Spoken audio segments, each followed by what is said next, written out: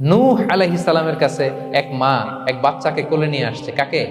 বাচ্চাকে কোলে নিয়ে এসে নূহ আলাইহিস সালামকে বলে, ইয়া নবী আল্লাহ নূহ উদু আল্লাহ আলা, আমার বাচ্চাটার জন্য একটু দোয়া করেন যাতে আল্লাহ তার হায়াত বাড়ায় দেয়। তো নূহ আলাইহিস সালাম বললেন, কাম আমরুহ, বয়স কত তোমার বাচ্চার? বলে সালাসু মিআ সানা, 300 বছর।